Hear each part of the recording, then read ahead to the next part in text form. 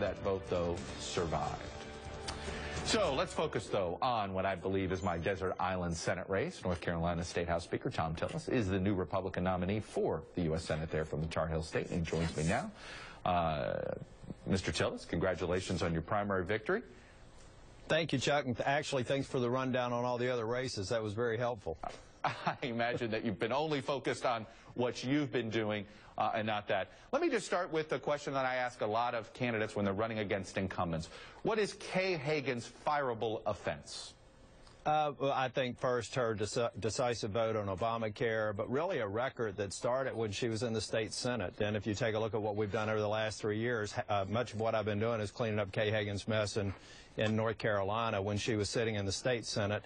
I think it's a contrast between her adding taxes, adding regulations, while we're cutting taxes and reducing regulations. A very clear contrast for the voters in November. All right, I want to ask you a question, get you to respond to some comments that you made that were caught on tape. Let me play the comments and get you to explain them for me in a little more detail. What we have to do is find a way to divide and conquer the people who are on assistance. We have to show respect for that woman who has cerebral palsy and had no choice in her condition, that needs help and that we should help. And we need to get those folks to look down at these people who choose to get into a condition that makes them dependent on the government and say at some point, you're on your own. Divide and conquer. Explain what you mean by that phrase. It sounds like you believe that there are a lot of people that are on government assistance that should be conquered. Explain the phrase. Well, Chuck, it was in the context of a broader issue in North Carolina. We have hundreds of millions of dollars that a duly elected Democrat state auditor said is being wasted either through inefficiency, abuse, or fraud. And the frustration is that the lady that I recognize with cerebral palsy is somebody I've actually personally tried to help along with a number of others. The frustration is that we have people that are abusing the system at the expense of us being able to do more for the people who desperately need the safety net. And my point was to say we need to make it very clear government exists to help those who cannot help themselves. And those who can need to do everything that they possibly can to let us free up those resources so we can do better things for those who desperately need it. Do you regret using the word conquer?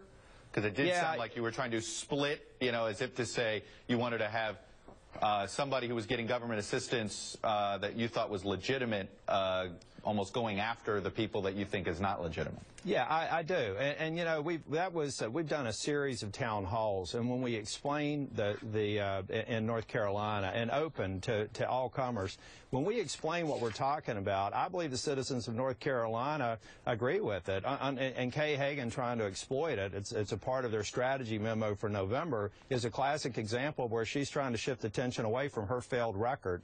I think when we have the opportunity to explain that, it resonates with the citizens of North Carolina. I think it resonates with the American people. Now, you were talking about helping people who can't help themselves. One of the issues that you've dealt with in the state legislature is the decision whether to accept federal money to expand Medicaid as part of the health care. Specifically, though, on that issue, are you open to having North Carolina expand Medicaid to help some folks, as you noted here, that can't help themselves on health care? Once we stabilize a failed system in North Carolina, a system that's wasting hundreds of millions of dollars a year, and that's not my estimate, that's a Democrat state auditor, duly elected in the state, Beth Woods, saying that we're wasting hundreds of millions of dollars a year. For Kay Hagan to say we should expand Medicaid, in other words, expand the waste, expand the potential for fraud and abuse before we actually solve the problem she helped create when she was in the state Senate, that's irresponsible, because what it does, it makes the problem larger. It puts us further away from helping the people that desperately need it.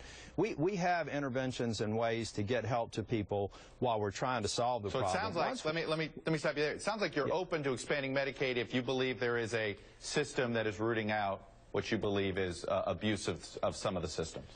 Once we solve the problem, we're open to any alternative that helps people that legitimately need help.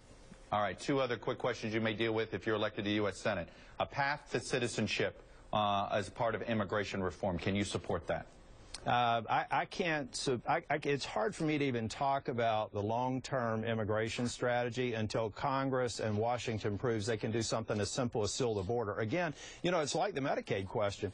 Until you can stop the problem from growing, why have a discussion about what you may do? And Democrats nor Republicans have proven they can do something as seemingly straightforward as securing our border. Once we do that, and once we send the clear message that any immigration reform strategies cannot include amnesty, they've attempted it before under one of the great presidents of my lifetime, Ronald Reagan, and it failed. Yeah. So why don't we focus on stabilizing the problem so that we can then start fixing it? Okay, but let me go back to path to citizenship. Do you believe any bill that has a path to citizenship stands for amnesty? I don't know that. I don't think so. I think that there may be other alternatives, but amnesty cannot be one. There needs to be an orderly process. There can't be a process that allows people to break line.